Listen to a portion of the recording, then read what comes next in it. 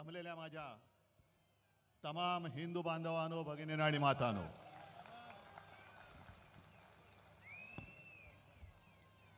निवडणुकीच्या निकालानंतर पहिल्यांदाच आपण असे समोरासमोर भेटतो आहोत. आजपर्यंत 23 जानेवारी हा शिवसेना प्रमुखांचा, हिंदू हृदय सम्राटांचा जन्मदिवस आपण षण्मुखानंद हॉलमध्ये करत होतो. पण 2 महिन्यापूर्वी जो काही निवडणुकांचा निकाल लागला, मला तर काय पटलेलं नाही. तुम्हाला पटलाय का? आणि मध्ये अब्दाली येऊन गेले. कोण? अमित शहा. आणि त्यांनी सांगितलं की महाराष्ट्रातला हा विजय उद्धव ठाकरेंना त्यांची जागा दाखवणार आहे. ठीक आहे अमित शहाजी, जखमी वाघ काय असतो आणि त्याचा पंजा काय करतो ते तुम्हाला येत्या भविष्यात दिसेल. मराठी माणसाच्या नादी लागू नका. जिथे औरंगजेबाला झुकवलं तिकडे अमित शहा काय कोणती झाड की पत्ती आहे. पण मी मुद्दामून आज ही जाहीर सभा घेतली कारण एकदा कळू तरी द्या माझ्यासोबत आहेत तरी कोण, किती लोक राहिलेत. पहिलं मी तुम्हाला विचारतोय, तुमचा सगळ्यांचा माझ्यावरती विश्वास आहे की नाही? कारण अमित शहा, तुम्ही माझी जागा ठरवू शकत नाही. माझी जागा ठरवणारी ही माझी अस्सल शिवसेना प्रमुखांनी दिलेली वडिलोपार्जित संपत्ती आहे. आणि जे शिवसेना प्रमुख बोलायचे की जोपर्यंत तुम्ही शिवसैनिक आहात तोपर्यंत मी शिवसेना प्रमुख आहे, तेच मी सांगतोय की जोपर्यंत तुम्ही शिवसैनिक आहात तोपर्यंत मी तुमचा पक्ष प्रमुख आहे. गद्दारांनी वार केले तर उद्धव ठाकरे संपणार नाही. गद्दारांना गाडूनच मी संपेन. पण ज्या दिवशी माझा एक जरी निष्ठावंत शिवसैनिक बोलला, उद्धव तू बाळासाहेबांचे विचार सोडलेस, बाजूला हो, त्या क्षणी जसं मी मुख्यमंत्री पद सोडलं तसं मी माझं पक्षप्रमुख पद सोडल्याशिवाय राहणार नाही. आणि मला खात्री आहे की ज्या पद्धतीने संपूर्ण महाराष्ट्र मला त्यांच्या परिवारातला एक सदस्य मानतो, मला त्यांचा कुटुंब प्रमुख मानतो, तो माझा महाराष्ट्र, तो माझा मुंबईकर एवढा निष्ठुरपणे, एवढा निर्दयतेने माझ्याशी आणि जीवाला जीव देणाऱ्या शिवसेनेशी वागू शकत नाही. ठीक आहे, हार जीत होत असते, पण मुळामध्ये हा विजय जसा पराभव आम्हाला धक्का देणार होता तसा विजय सुद्धा भाजपच्या अनेक लोकांना अजून पचत नाही की आपण जिंकलो कसे. काहीतरी गडबड घोटाळा नक्की आहे, ईव्हीएमचा तर नक्कीच आहे.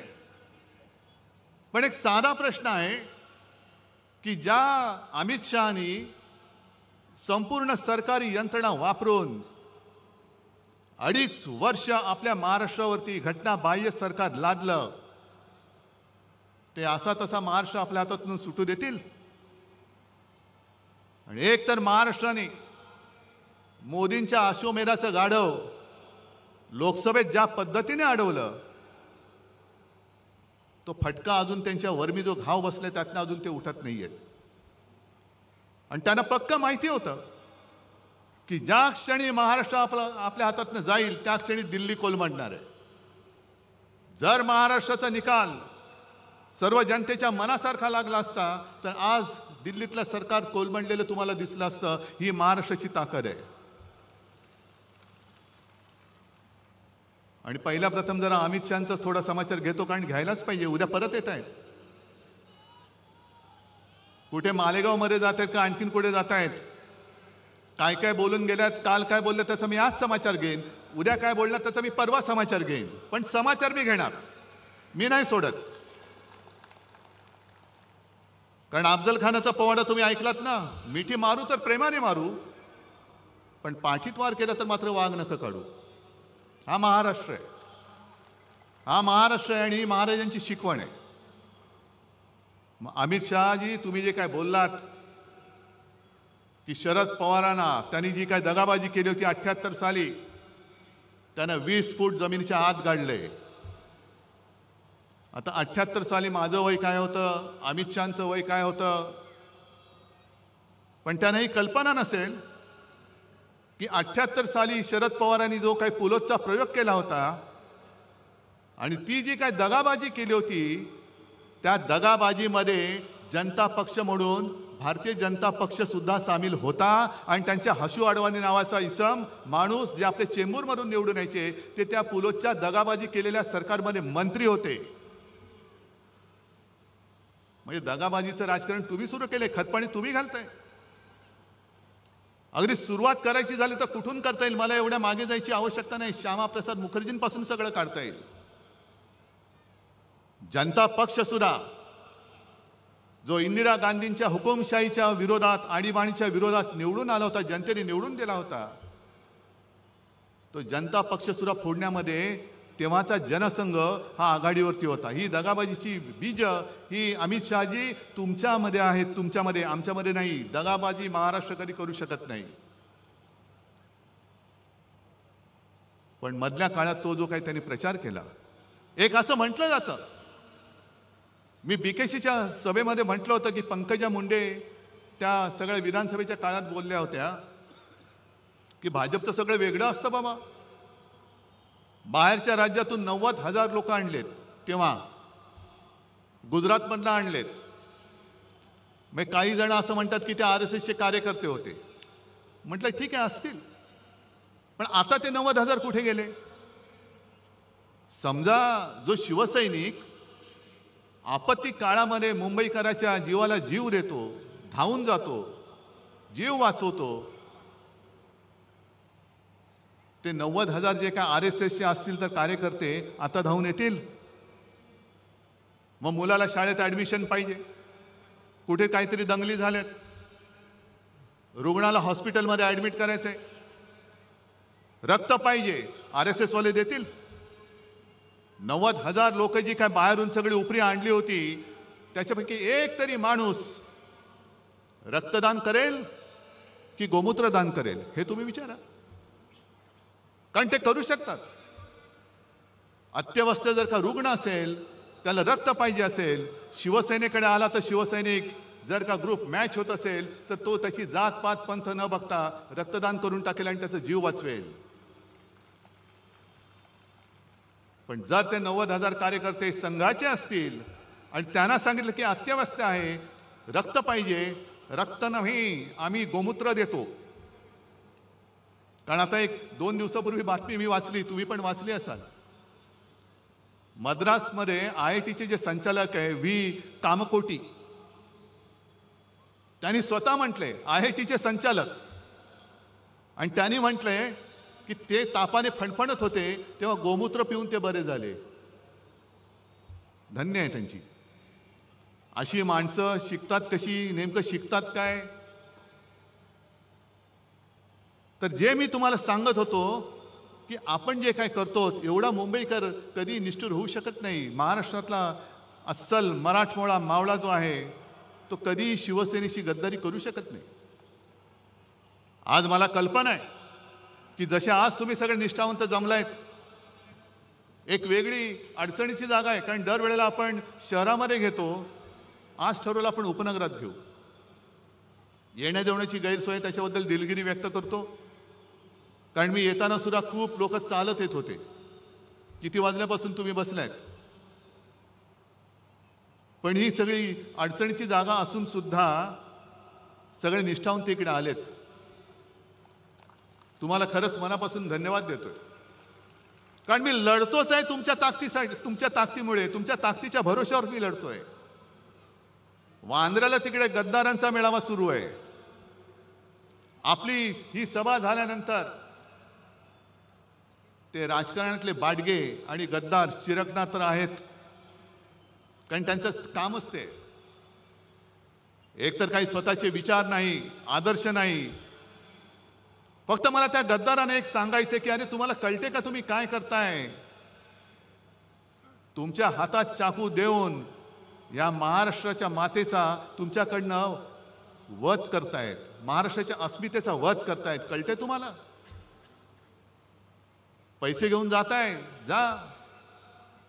आज कदाचित तुम्ही जिंकला असं तुम्हाला वाटत असेल, पण दोघांमधला फरक, आज आम्ही हरलो तरी सुद्धा जनता ज्या पद्धतीने माझं स्वागत करते कुठेही गेलं तरी, आणि सांगते, हळहळतात की उद्धवजी असं नाही व्हायला पाहिजे, आम्ही शिवसेनेला मत दिलेलं आहे. गद्दार जिंकले असतील कारण त्याने जिंकवणारे अमित शहा तिकडे बसलेत, संपूर्ण बेकायदेशीररीतीने सरकारी यंत्रणा वापरल्या, निवडणूक आयोग वापरला. जोपर्यंत अमित शहा तिथे आहेत तोपर्यंतच तुमचं तिथे बसणं आहे. एकदा का महापालिका निवडणुका होऊ द्या, मग यांची काय विल्हेवाट लागते ते बघा. आणि आताही दिसायला लागले, म्हणजे ज्या पद्धतीने जी वागणूक 2.5 वर्ष यांना मिळत होती मुख्यमंत्री म्हणून, आता बसायचं तर बसा, नाही तर गावी निघून जा. मग ते लहान मुलांचं गाणं मला आठवतंय, रुसूबाई रुसू गावात बसू, नाही काय कोपऱ्यात बसू. तसं यांचं झालंय. पाहिजे ते मंत्रीपद देत नाही, रुसले, गेले गावी. डावसला नेलं नाही, गेले गावी. खुर्ची बाजूला ठेवली नाही, गेले गावी. म्हणजे रुसूबाई रुसू, गावात जाऊन बसू, पण आता डोळ्यातले आसू दिसायला लागलेत तुमच्या. आणि आम्हाला हिंदुत्व शिकवत आहेत. मी जे तुम्हाला सांगत होतो की ज्या पद्धतीने, एक गोष्ट नक्की आहे की लोकसभा निवडणुकीनंतर आपण नाही म्हटलं तरी एक थोडंसं भ्रमात राहिलो, हे सत्य मानलं पाहिजे आपण. आपल्याला असं वाटलं की अरे यांचं गाढव आता अडवलंय, आता विधानसभा जिंकलीच, आणि थोडं नाही म्हटलं तरी आपण गाफील राहिलो, आणि त्या गाफीलपणाचा गैरफायदा हा त्यांनी घेतला. पण त्या काळामध्ये त्यांनी जो काही एक अपप्रचार केला, म्हणजे मी नेहमी जे बोलतो, लोकसभा आणि महाराष्ट्राच्या विधानसभेच्या वेळेला मी जमलेल्या माझ्या तमाम हिंदू बांधवांनो, भगिनींनो आणि मातांनो हे बोलायच्या ऐवजी मी जमलेल्या माझ्या तमाम देशभक्त बांधवांनो, भगिनींनो आणि मातांनो आणि महाराष्ट्रप्रेमी बांधवांनो, भगिनींनो आणि मातांनो बोलत होतो. काय चूक आहे त्याच्यात? काय हिंदू देशप्रेमी नाहीये? काय हिंदू महाराष्ट्र भक्त नाहीये? आम्ही मराठी आहोत, पण आम्ही सुद्धा हिंदूच आहोत. पण ह्यांनी जो काय घरोघरामध्ये जाऊन प्रचार केला की उद्धव ठाकरेने हिंदुत्व सोडलं, काय मी सोडलं? तुम्हाला जर का वाटत असेल सांगा मला की होय तुम्ही हिंदुत्व सोडलं, सांगा तुम्ही मला. उलटा अनिल देसाईंना विचारा, अनिल देसाईंच्या सभेमध्ये ती चिता कॅम्पमध्ये सभा घेतली होती, अशीच गर्दी उसळली होती, चौफेर गर्दी होती. 90% जास्त लोक तिकडे मुसलमान होते. आणि साहजिकच मी हिंदीमध्ये भाषण केलं, आणि त्या भाषणात मी त्या तमाम मुसलमानांना विचारलं की क्या आपको लगता है मैंने हिंदुत्व छोड़ा है? त्यांनी सांगितलं नाही. आणि मग मी पुढचा प्रश्न विचारला, मग माझं हिंदुत्व तुम्हाला मान्य आहे की नाही? आणि त्यांनी सगळ्यांनी हात वर करून सांगितलं की आम्हाला मान्य आहे, आम्हाला मान्य आहे. कुठे सोडलं मी हिंदुत्व? एक कुठेतरी बातमी छापून आणली त्यांनी, आणि उद्धव ठाकरेंनी 92-93 साली जे काय घडलं त्याच्याबद्दल माफी मागितली. कधी माफी मागितली? कोणाकडे माफी मागितली? काय वाटेल ते बोलायचं, पण माफी मागितली. हे जर का खरं असेल तर माफी कोणी मागितली होती? माफी उद्धव ठाकरेंनी नव्हती मागितली, माफी अटल बिहारी वाजपेयींनी मागितली होती. आणि जे बाबरी पाडली, it was a terrible mistake, हे उद्धव ठाकरे नव्हते बोलले. उद्धव ठाकरे बोलला नव्हता, लालकृष्ण अडवाणी बोलले होते. मग जा अमित शहा, जा, अडवाणी जे आहेत अजून, अटलजींना तर तुम्ही केव्हाच गुंडाळून टाकले, अडवाणींना सुद्धा तुम्ही बाजूला करून टाकले. पण माफी मी नव्हती मागितली. नवाज शरीफच्या वाढदिवसाचा केक उद्धव ठाकरेंना नव्हे तर तुमच्या आत्ताच्या नरेंद्रभाई मोदींनी खाल्ला होता. अगदी लहानपणी माझ्या आजूबाजूला मुस्लिम कुटुंब राहायची. ईदच्या दिवशी त्यांच्या घरनं मला जेवण यायचं आणि त्यांच्या ताज्या खाल्लं मी जायचो. हे उद्धव ठाकरे नव्हता म्हणाला, हे नरेंद्र मोदी बोलले होते. किती काढू? माझ्या फोनमध्ये 100च्या वरती फोटो आहेत. सगळे जण टोप्या घालून बसलेत. मोहन भागवत मशिदीमध्ये गेले होते, उद्धव ठाकरे गेलेले नाहीत. आणि दगाबाजीचा तुम्ही जो काही उल्लेख केलात, हिंदुत्व तुम्ही आम्हाला शिकवताय. उद्या 26 जानेवारी आहे, प्रजासत्ताक दिन. आपल्या देशाचा तिरंगा आहे, त्या तिरंग्यामध्ये सुद्धा हिरवा आहे.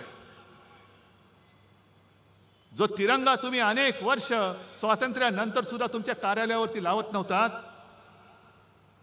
आणि तुम्ही जर का आम्हाला हिंदुत्व शिकवत असाल तर आमचा झेंडा हा छत्रपती शिवरायांचा भगवा आहे, ज्याला डाग लावण्याचा तुम्ही प्रयत्न केलात.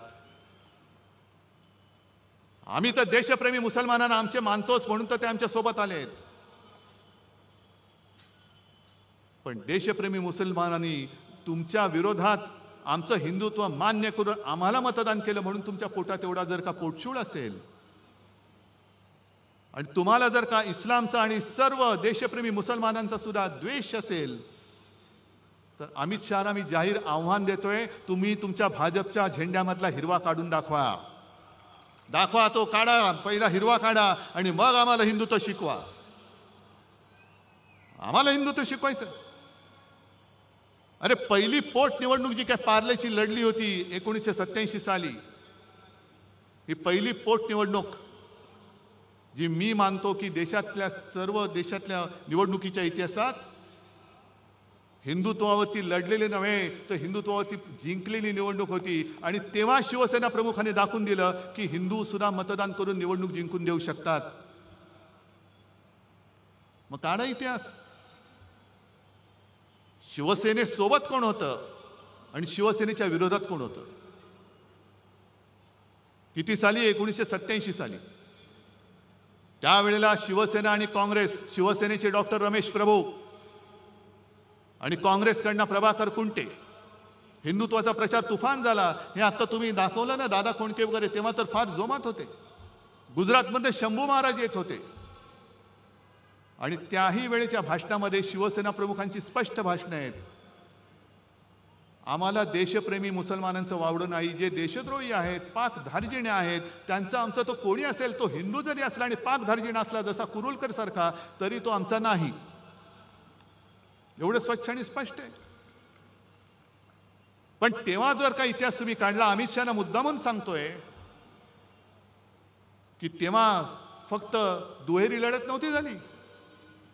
शिवसेनेचे रमेश प्रभू विजयी झाले, प्रभाकर कुंटे पडले, पण शिवसेनेच्या हिंदुत्वाला अपशकुन करायला भाजप आणि जनता पक्षाच्या प्राणलाल वोरांना सपोर्ट दिला होता.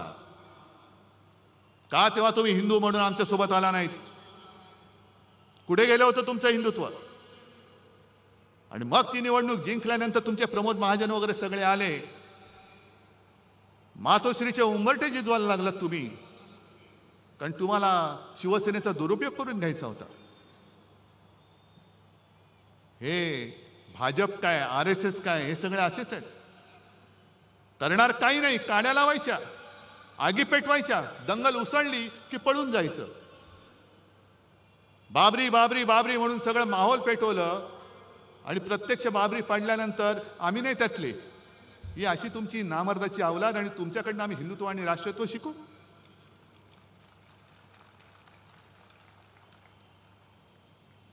आणि तीच ती निवडणूक होती.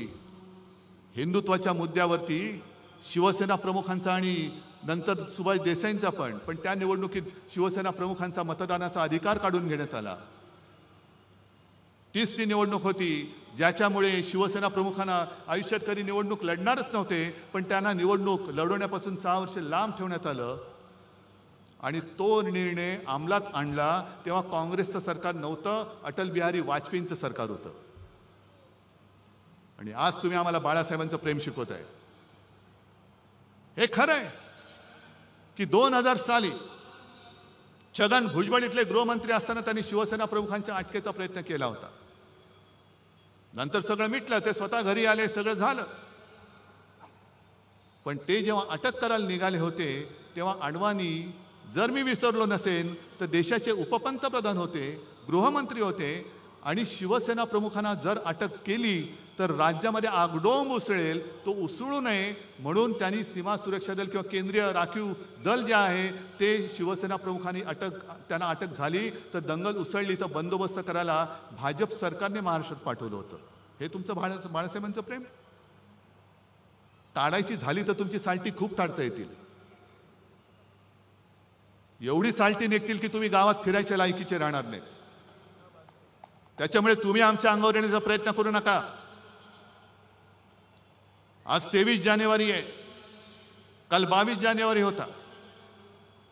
बरोबर 1 वर्षापूर्वी अयोध्येच्या मंदिराचं लोकार्पण करण्यात आलं. अरविंद, मला वाटतं तुम्ही काल परवा जाऊन आलात, अजूनही त्या मंदिराचं बांधकामच पूर्ण झालेलं नाहीये. आणि काय उन्माद चढलाय, जय श्रीराम जय श्रीराम जय श्रीराम.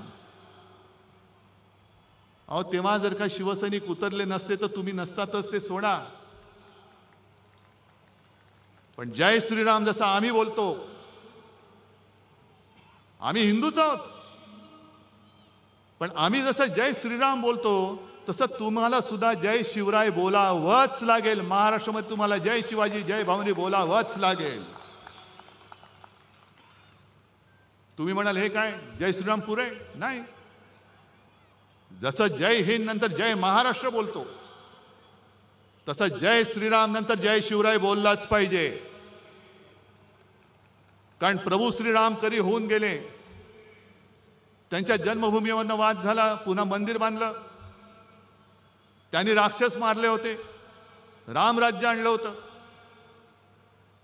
पण आमचं दैवत छत्रपती शिवाजी महाराज जर का जन्माला आले नसते तर मोदी काय अमित शहा काय कोणीच जय श्रीराम बोलू शकलं नसतं. म्हणून पहिलं त्यांचा जय जयकार करा आणि मग जय श्रीराम बोला.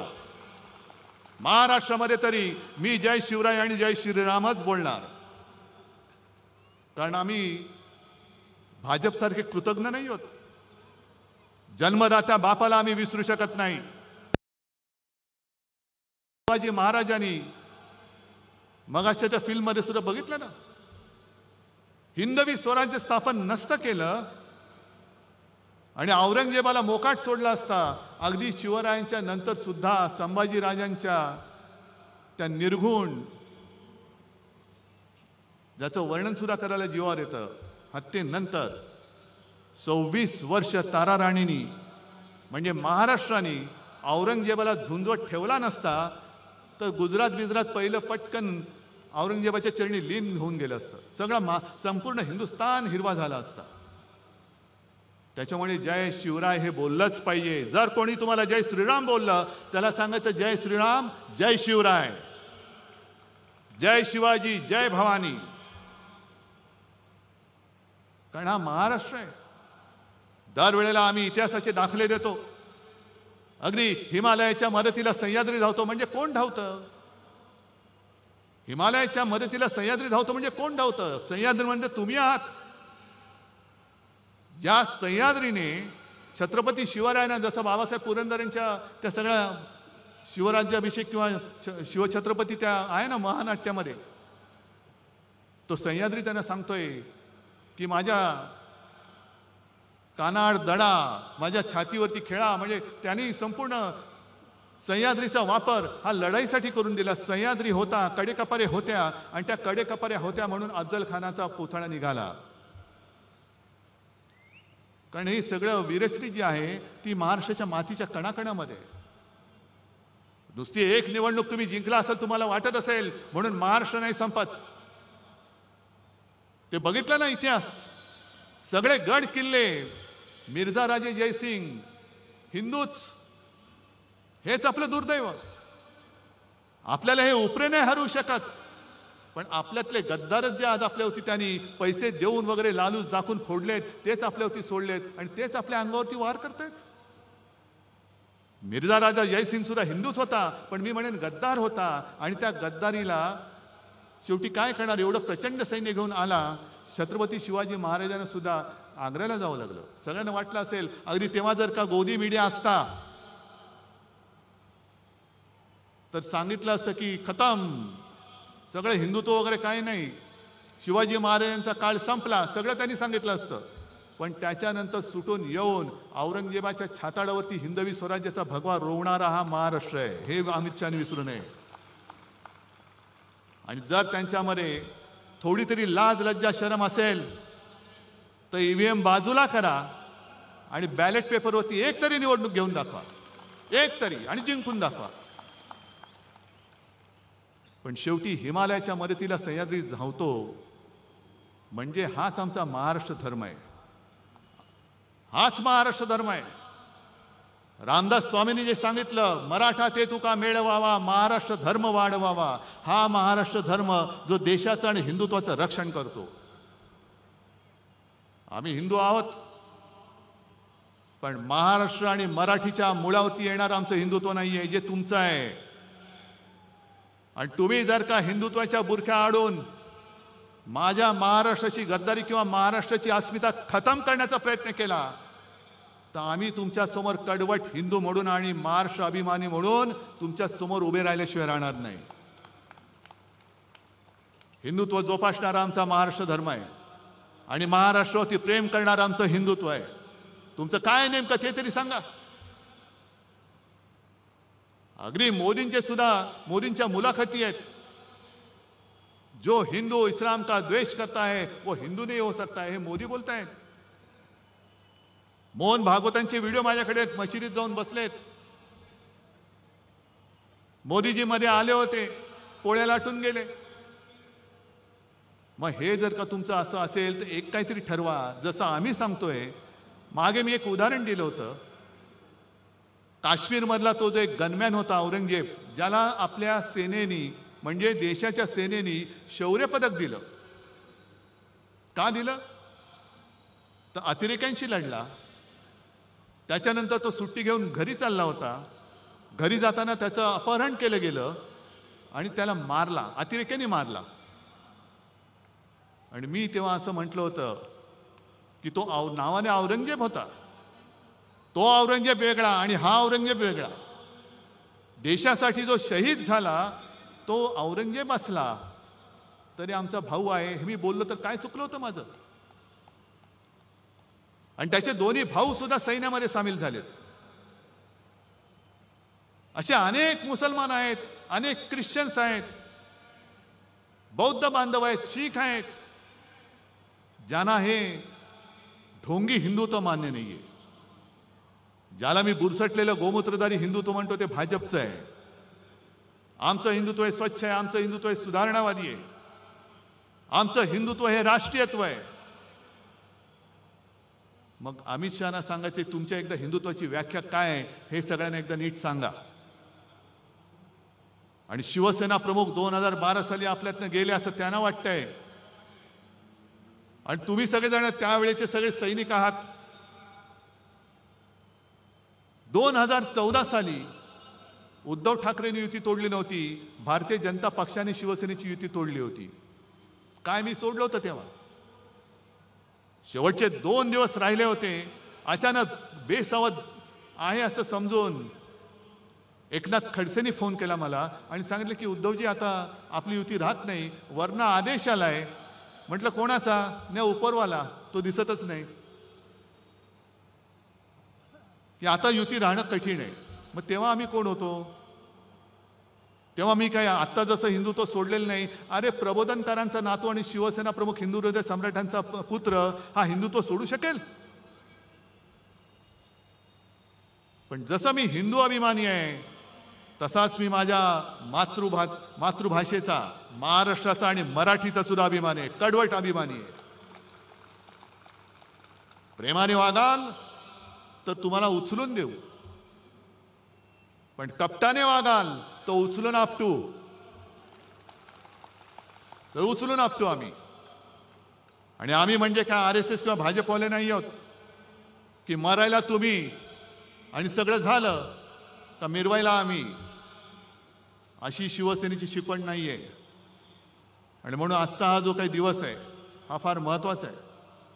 गेले 2 महिने झाले, एक तर बहुमताचं सरकार आलं कसं या धक्क्यातून हे बाहेर येत नव्हते. आणि आल्यानंतर जो काही गोंधळ चाललेला आहे, पालकमंत्री कोण ठरत नाही, पालकमंत्री ठरले त्याच्यावरनं धुसफूस. मग मला पालकमंत्री व्हायचंय, मला पालकमंत्री व्हायचंय. रस्त्यावरती काय उतरतायत, ते टायर काय जाळतायत आणि हे म्हणे बाळासाहेबांचे सैनिक. सगळं तुमचं सगळं जे काय होतं नव्हतं ते उघडं पडलेलं आहे आता. लाज लज्जा शरम असेल तर जनतेने गेट आउट सांगण्याच्या आधी तुम्ही स्वतःहून निघून गेलात तर बरं आहे. कारण एखादा मंत्री, पालकमंत्री, एखादा मंत्री म्हणजे काय त्याची कुवत, सगळे भ्रष्टाचाराचे आरोप झालेले सुद्धा आता मंत्री म्हणून बसतायत. आणि त्याच्यावरती तुम्ही इमले बांधताय. अमित शहाजी 20 फूट नीचे गाडा है. अरे ठीक आहे, जेवढं खोल जाऊ ना तेवढी मुळं आमची खोल जातील आणि मग वर काय उगवेल तेव्हा बघा. वर काय उगवते ते बघा. एक तर उद्धव ठाकरेची जागा तुम्ही ठरवताना तुमची जागा काय होती आणि त्या जागेतून शिवसेना प्रमुखांनी तुम्हाला बाहेर कसं काढलं हे पहिलं आठवा. आज तुम्हाला मी खरंच सगळ्यांना मनापासून धन्यवाद देतोय. कारण आज माझ्याकडे तर काहीच नाहीये. कोणासाठी लढू, कशासाठी लढू. दुसरा कोणतरी असता तर हिम्मत हारून खाली बसला असता. मी हारणारा नाहीये. मी मैदानात पाठ दाखवणारा नाहीये. मी मैदान सोडेन तर जिंकून सोडेन. हारून आणि गद्दाराच्या हातून तर मी अजिबात हार मानणार नाही. मी पुन्हा जिद्दीने उभा आहे आणि लढतोय ते केवळ तुमच्यासाठी आणि तुमच्या ताकदीवरती, तुमच्या भरोशावरती लढतोय. जे जात आहेत रोज उद्धव ठाकरेंना धक्का. अरे एवढे सगळे तुम्ही भाडोत्री घेतलात तरी सुद्धा तुमचं अजूनही काही भूक भागत नाही. पैसे देऊन विकत घेताय. वामनराव महाडिकांच्या भाषेत बोलायचं तर विकली जाते ती विष्ठा असते आणि शिल्लक राहते ती निष्ठा असते. सगळी निष्ठा माझ्यासोबत आहे. करा त्यांचं तुम्ही सोनखत जरूर करा. आणि आता येत्या काही काळामध्ये महापालिका निवडणुका येणार आहेत. मी सगळ्यांशी बोलतोय. सगळे मुंबईतले सगळे बोलून झाले, संभाजीनगर, नाशिक सगळे झाले. सगळ्यांचं मत आहे की एकटं लढा.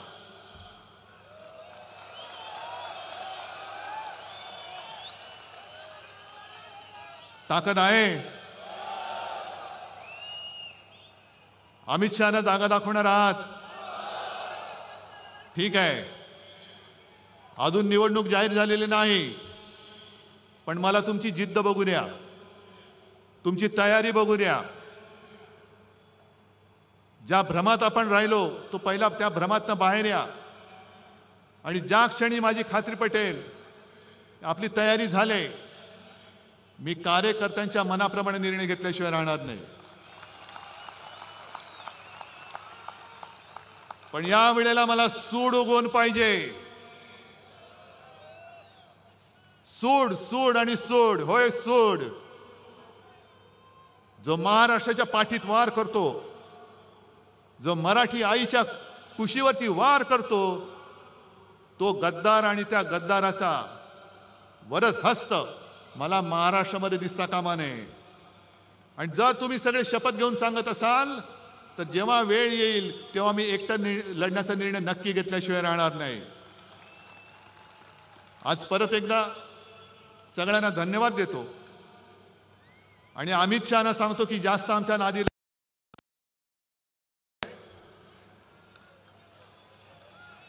जेवढे अंगावर याल तेवढे वळ घेऊन दिल्लीला परत जाल. सगळ्यांना धन्यवाद देतो. जय हिंद, जय महाराष्ट्र.